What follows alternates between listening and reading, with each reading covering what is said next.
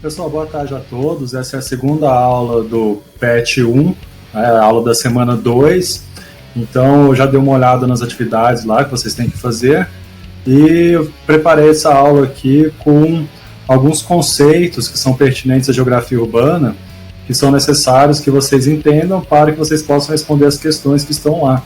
Então, entendendo esses conceitos, vocês conseguem sem dificuldades responder as questões do PET 1 semana 2, certo? Então vamos começar? Então o tema é sobre o processo de urbanização contemporâneo, tá? Por que eu estou falando contemporâneo? Porque é um processo que vem a partir da Revolução Industrial.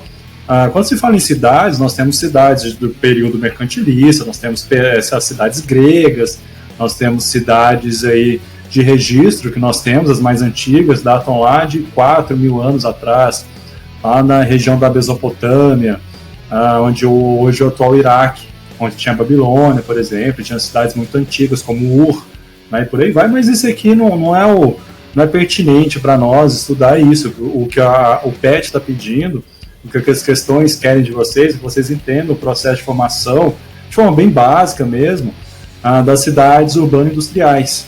Então, as cidades que vieram a partir da Revolução Industrial, que vocês já devem saber, começou no Reino Unido, lá no século XVIII, alguns colocam aí no final do século XVII até, mas ele começa, pelo menos, é um entendimento geral que começa na metade do século XVIII, então a partir de 1750, por aí, no Reino Unido, foi se espalhando pela Europa, pela Holanda, pela França, pela Alemanha, e isso moldou as cidades urbanas-industriais como nós conhecemos hoje, tá? Mas, obviamente, que houve uma diferença da formação dessas cidades naquele período para o período atual, né? Tanto é que há uma diferença entre essas cidades, hoje nós vemos claramente, das cidades nos países desenvolvidos e nos países em desenvolvimento.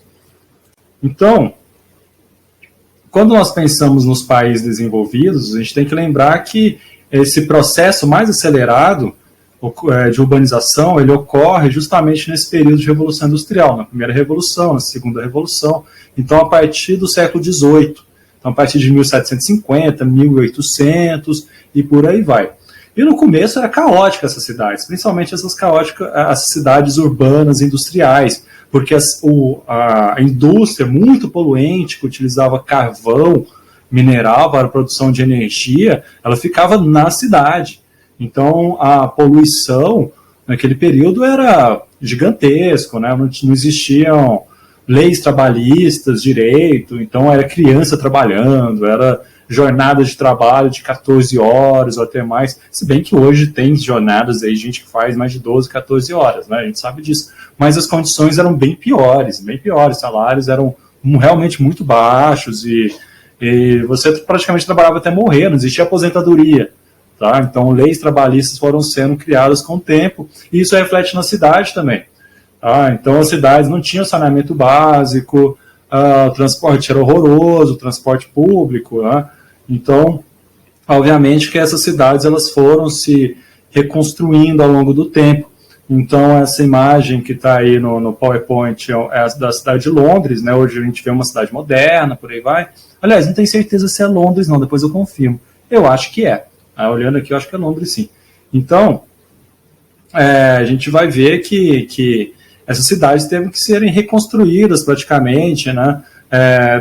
Com o advento da tecnologia, dos meios de transporte, do uso de carros, por exemplo, ruas foram sendo construídas, avenidas, né? As cidades foram sendo reformuladas, reconfiguradas e por aí vai. Então, por isso que nós vemos algumas cidades com melhor qualidade de vida, melhor estrutura hoje nos países desenvolvidos. Então, por exemplo, no metade do século XIX, Londres já inaugurava o primeiro metrô do mundo, isso para 1850. O Brasil foi ter metrô lá na década de 70, 1970, em São Paulo. Depois teve no Rio também, então, enfim, lógico que chegou aí, 100 anos depois, né, que a gente está falando. Então, obviamente, né, que no início, né, teve um processo de urbanização nos países desenvolvidos, principalmente nesses países urbanos-industriais, né, que foi um pouco caótico, mas com o tempo foi se desenvolvendo melhores formas de tratamento de esgoto, melhores formas de transporte público, e atualmente elas são cidades que a gente considera com um crescimento mais estável, ok? Ao contrário, por exemplo, da América Latina. América Latina, que eu falo assim, dos países em desenvolvimento, né? Essa é a imagem, aí sim é da cidade de São Paulo.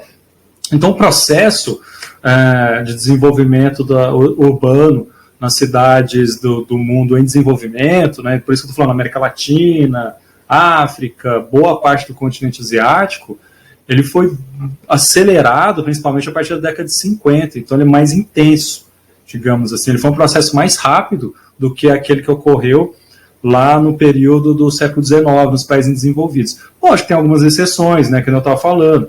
As cidades como Londres, Manchester, Liverpool, na Inglaterra, algumas cidades lá na Holanda, na França, teve um crescimento acelerado também.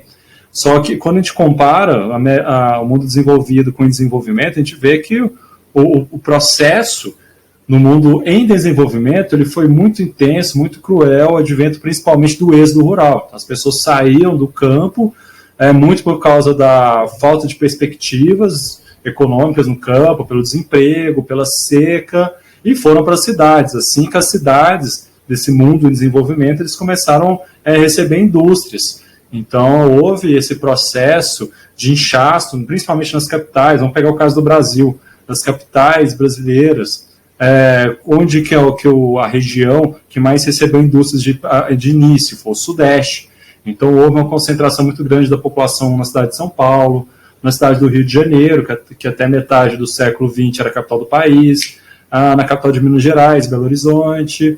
Com a construção de Brasília, houve um processo muito rápido de migração para aquela cidade, da atual capital do Brasil, né?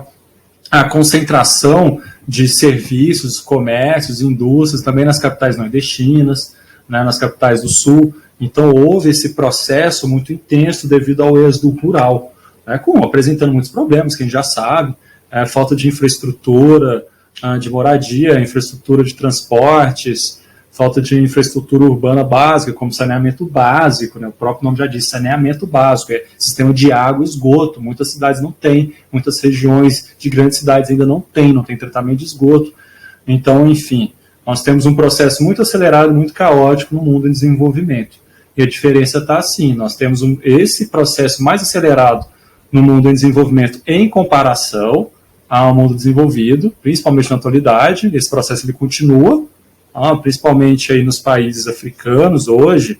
A cidade de Lagos, lá na Nigéria, já é uma das maiores cidades do mundo, provavelmente vai ser a maior cidade do mundo daqui a algumas décadas. A gente vai ver que as maiores cidades do globo serão situadas em países em desenvolvimento.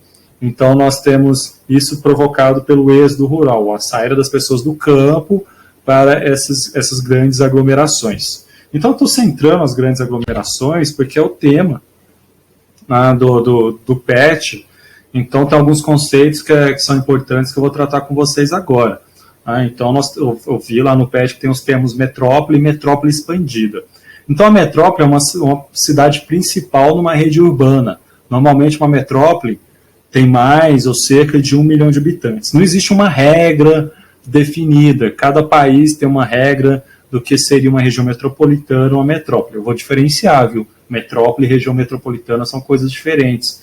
Então, aqui no Brasil, pelo menos, né, no que nós consideramos metrópole, vamos pegar o IBGE, ele tem todo um estudo de nível de concentração de serviços e comércio, indústria em uma cidade, mas a gente percebe que a maioria são cidades com mais de 1 milhão de habitantes, ou pelo menos regiões metropolitanas com mais de 1 milhão de habitantes. Se tem uma região metropolitana, que é o que eu vou explicar agora mesmo, a região metropolitana é uma área político-administrativa em comum, tá? Não precisa ter uma cidade com mais de 1 milhão de habitantes para ter uma região metropolitana hoje aqui no Brasil, mas normalmente, vamos pegar um exemplo, São Paulo tem mais de 11 milhões de habitantes. Na região metropolitana de São Paulo tem Guarulhos, que tem 2 milhões de habitantes. Só que Guarulhos não é considerado uma metrópole. Por quê? Porque ela está subjugada a uma região metropolitana, do qual a principal cidade é a cidade de São Paulo, certo? Então nós temos aí nas regiões consideradas metrópoles no Brasil, as 3 mais recentes foram, pelo IBGE, acrescentadas, foram Vitória, que é a capital do Espírito Santo. Vitória é uma cidade que tem menos de 500 mil habitantes, é uma ilha, Vitória, porém sua região metropolitana tem mais de 1 milhão de habitantes. Então, pela centralidade, por ser a capital do Espírito Santo, A Vitória é considerada uma metrópole hoje, porque ela centra serviços, é uma região que centraliza a política, centraliza a economia, centraliza a cultura também, assim como Florianópolis também foi considerada uma metrópole. Florianópolis também tem uma população menor de 500 mil habitantes, são menos populosos que Uberlândia, por exemplo.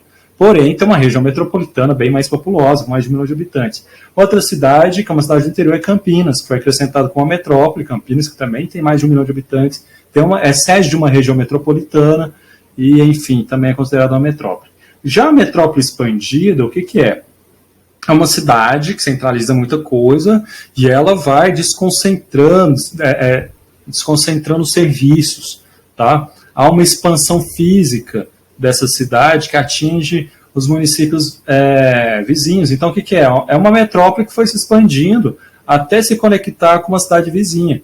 Imagina que Uberlândia cresça e chegue muito próximo a Araguari. Eu sei que muitos consideram próximo, mas já tem uma distância ainda relevante de quase 30 quilômetros entre a área urbana de Uberlândia e a área urbana de Araguari. Mas imagina que fosse crescer e tal, Uberlândia chegasse a 1 milhão de habitantes, poderia ser considerada uma metrópole futuramente, né? Então, essa conglomeração, digamos assim, a junção dessas duas cidades seria uma metrópole expandida. Tá? Vou dar um exemplo: Belo Horizonte é uma metrópole com mais de 1 milhão de habitantes, ela se expandiu e emendou com Contagem. Então Contagem faz parte de uma expansão da metrópole expandida que é Belo Horizonte. Tá um pouco complexo assim, mas dá para diferenciar um pouco. Metrópole é a cidade principal de uma rede urbana, normalmente tem mais de 1 milhão de habitantes, concentra serviços, comércio. Já a metrópole expandida é quando ela atinge, de certa forma, as cidades vizinhas, praticamente emendando uma fronteira com a outra. Bom, a região metropolitana como eu falei antes, é uma área político-administrativa, não necessariamente precisa de ter uma metrópole, tá? Então, vou dar um exemplo. Existe a região metropolitana de Chapecó, lá no oeste de Santa Catarina. Chapecó, se eu não me engano, não tem nem 300 mil habitantes. Tem Boa Vista, lá em Roraima, uma cidade, tem uma região metropolitana. Então, o que é uma região metropolitana? É quando uma cidade central, obviamente, né, por isso que eu falo, a região metropolitana de Chapecó, região metropolitana de Boa Vista, é a principal cidade, que vai ter uma organização junto com as cidades vizinhas. Uma organização que é uma organização em questão de transporte, em uma política em conjunto de saúde, às vezes uma política conjunta de educação também, de segurança, tá? Digamos que a cidade existe uma guarda municipal, essa guarda municipal, quando se torna uma região metropolitana, ela vira uma guarda metropolitana. Então, digamos assim, o mesmo centro administrativo, ele vai administrar a guarda municipal não só na cidade central, como nas cidades vizinhas, tá? Só por curiosidade, houve projetos aí de criar uma região metropolitana aqui no Triângulo Mineiro. No caso, houve um projeto de criação da região metropolitana do Triângulo Mineiro, que é algo ridículo, né? Porque o Triângulo Mineiro é uma área gigante, que praticamente é a área muito semelhante do estado do Rio de Janeiro, então seria a primeira região metropolitana rural do mundo, provavelmente, né? Mas existe a ideia de criar uma área, por exemplo, uma região metropolitana de Uberlândia, no qual a gente pudesse juntar os prefeitos de Uberlândia, Araguari, Nova Ponte, Monte Alegre, que mais? Tupaciguara, Indianópolis, das cidades vizinhas, e ter uma política em comum de saúde, de transporte, de educação, de segurança, que é algo interessante. Tá? Então, a região metropolitana não necessariamente precisa de ter uma metrópole. Aqui está falando o seguinte: formando uma imensa metrópole, normalmente teve uma lei aí no início dos anos 2000 que coube aos estados fomentar regiões metropolitanas. A partir daí que foi criada a região metropolitana de, que nem eu dou exemplo, Chapecó e Boa Vista. Tá? Mas, comumente, no mundo que eu estou falando, no mundo, as regiões metropolitanas, ela tem digamos assim, uma conurbação entre as cidades. Conurbação, com uma palavra importante, que eu vi que tem um exercício lá do PET, é quando uma cidade emenda com a outra, realmente. Isso é conurbação. Então, assim, atualmente, no Brasil, uma região metropolitana, ela tem que ter uma cidade principal, Normalmente é uma metrópole, uma cidade aí que beira 1 milhão de habitantes, mas há exceções, certo? Então, uma região metropolitana é uma região político-administrativa, que tem cidades muito próximas uma da outra. Megalópole. Megalópole é interessante porque é uma junção de regiões metropolitanas, que normalmente também tem a metrópole. Então, quando você pega... Existe uma megalópole em formação no Brasil, que é entre Rio de Janeiro e São Paulo, emendando com a região metropolitana de Campinas também. Então, você tem uma metrópole expandida, que é São Paulo, e cidades que não estão fora da região metropolitana de São Paulo, como Santos, como Sorocaba, como Campinas, como São José dos Campos, que tem muita influência, ainda tem muita conexão com a região metropolitana de São Paulo, por exemplo, a gente fala com a metrópole expandida, né, naquela área toda ali, entre Campinas, Santos, Sorocaba e São José dos Campos, no estado de São Paulo, e que todas essas regiões metropolitanas, né, que existe a região metropolitana lá de São José dos Campos, de Sorocaba e de Santos, eles vão emendando, né, praticamente como uma rede urbana até chegar à região metropolitana do Rio de Janeiro. Então essa junção de regiões metropolitanas e metrópoles seria uma megalópole. Tá? Um exemplo que nós temos no mundo é no Japão, entre Tóquio e... não vou lembrar o nome agora. Tem nos Estados Unidos a Boswash, que é entre Boston e Washington. Tem a Sansan, que é no oeste dos Estados Unidos, San Diego, São Francisco. É uma junção de regiões metropolitanas, a megalópole. É basicamente isso. Bom, desmetropolização. Acontece o seguinte, quando uma metrópole ela vai se tornando muito cara, digamos assim, para uma indústria, ocorre esse processo. Estou dando um exemplo da indústria, mas pode ser também para comércio, pode ser para serviço, pode ser até para a pessoa física, digamos assim. Então, mas quando a gente fala de desmetropolização, nós estamos falando de saída de empresas, principalmente da metrópole, por causa do custo. Então, às vezes, não vale a pena. Então, é a partir daí que as cidades médias, como Uberlândia, começam a se desenvolver. Então, digamos o seguinte, uma indústria que está localizada, vamos falar de uma região metropolitana aqui, de Belo Horizonte.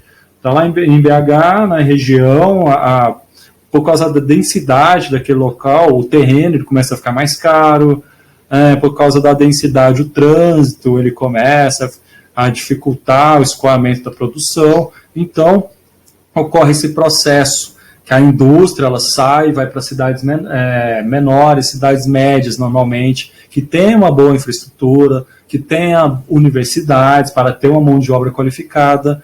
Então, o que acontece? Se a indústria ela migra, a população também migra. A gente sabe que a população ela vai para onde o emprego está. Então, a pessoa está morando aqui em Uberlândia, está desempregado, surge um emprego lá em Macapá, no Amapá, provavelmente ela vai. Então, a lógica, pelo menos aqui no Brasil, de imigração, é principalmente a questão econômica. Então, esse processo de desmetropolização auxiliou no crescimento dessas cidades médias, como Uberlândia, Uberaba, Ribeirão Preto, Londrina, Caxias do Sul, Anápolis e por aí vai. Juiz de Fora, Montes Claros, eu posso citar um monte aqui, Caruaru, Feira de Santana. Então, tem um monte de cidade aí que se desenvolveu devido a esse processo de desmetropolização. Macrocefalia urbana é interessante porque ela causa a desmetropolização. O que é isso? É um processo quando a cidade ela vai centralizando muita coisa. Ela vai centralizando serviços, comércio. Então, tudo se concentra na região central, por exemplo. Então, a partir daí, o preço do aluguel, o preço do solo fica muito caro. O transporte ele começa a ter muitos problemas com engarrafamentos, porque centraliza muita coisa. Então, macrocefalia seria a grande cabeça, algo assim, entendeu? Se a gente for pegar macrocefalia. Então, seria algo que causasse um dos motivos que gera a desmetropolização. Então, é esse processo que vai fazendo com que as pessoas também que queiram morar próximo, onde tem um serviço, próximos ao trabalho, digamos assim, ele vai expulsando, ao mesmo tempo, expulsando pessoas daquela região que se torna muito cara e fomentando as periferias ou áreas, aí, digamos, com ocupações irregulares, ao mesmo tempo que vai fazendo com que surjam, por exemplo, moradias irregulares debaixo de viadutos, dentro dessa área central, tá, que concentra todos os serviços. Então, muitos dos problemas das grandes cidades a gente se deve à macrocefalia urbana, é a centralização exacerbada de serviços e empregos e equipamentos urbanos e infraestruturas no mesmo local, num pequeno local. Tá? Hierarquia urbana. Hierarquia urbana é uma hierarquia que nós temos entre cidades. Então, nós temos aí uma hierarquia que se equivale não somente à população, digamos assim, mas justamente essa oferta de serviços, a oferta de comércio, a oferta de emprego, digamos assim, onde se concentra as coisas. Também não estou falando assim a questão econômica, mas normalmente é a questão cultural também. Né? Nas grandes cidades se concentra cultura, se concentra política. Tá? Então nós temos uma hierarquia. Então nós temos uma cidade local, vou dar um exemplo aqui, Araguari. Araguari é uma cidade local, um centro regional, um exemplo seria Uberlândia, uma metrópole regional, que ela tem um alcance mais numa região, vamos dar um exemplo aqui de Goiânia, que é a capital mais próxima, e provavelmente a metrópole mais próxima aqui de Uberlândia.